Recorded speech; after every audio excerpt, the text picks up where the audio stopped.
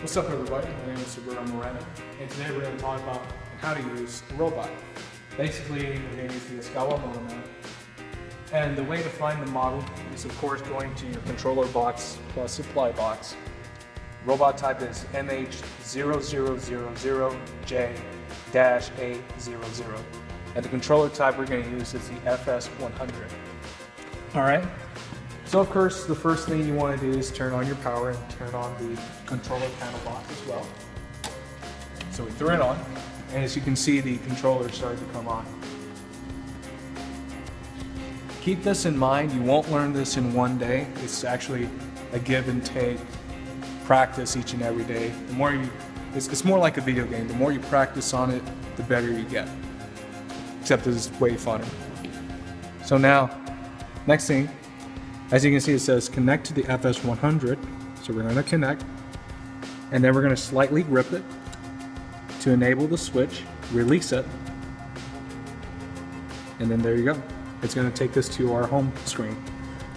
Now, what I mean by gripping, we're going to slightly grip it, is that you're going to go halfway.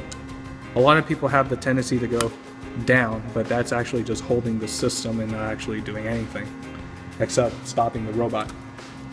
Alright, now as you can see, I have this in the easy emergency push button that's already pushed down, so we want that off, of course. And then now I'm going to teach you guys how to put this back in home screen, actually the robot back in its home position. So let me just take my seat. First thing always is that you want this on teach mode. Then we're going to turn our servo on. So you can see it's blinking. Now we're going to go to the robot. We're going to put a work home position. And then we're going to slightly grip it. As you can hear it, the pneumatics came on and it's communicating to the robot. Then we're going to press forward. Then I'm going to try to press high speed. And as you can see, the robot is moving back to its home position. Alright. And there, it stopped. Now, you want to create your own program. It's pretty simple too. All you got to do is just go to your job. Then we're going to create a new job. And then you're going to give it your job name. So press select. I'm going to put Berto.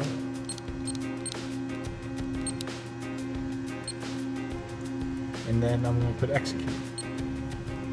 Alright, so now you opened your job and you're going to start putting your movement joints, as we would call it.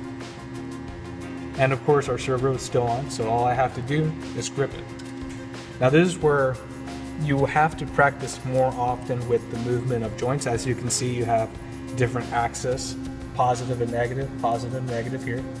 And each one will represent the way it moves. As you can see over here on the robot, it has T. And T corresponds to this down here on the controller. So when I press it, here I'm going to have to increase the speed for you to see it.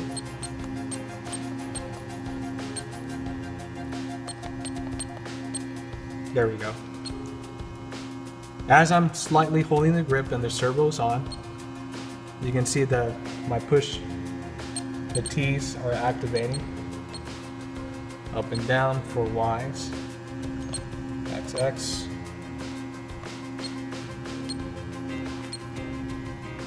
Alright, so you get the point. Basically, mess around with your controller, see which one actuates which movement.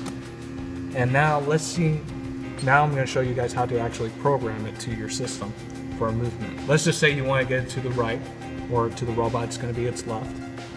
I'm going to press X. And it's going to keep moving there until I want it to stop in the position. And there. If I want it there, I'm going to press insert, and then I'm going to press enter. And there, you got your movement joint.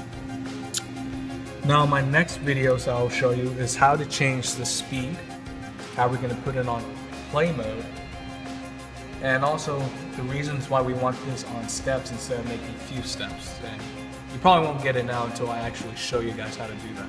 So thanks for watching the first vid of how to work with the Yaskawa Motoman, excuse me. And join in next time. Goodbye.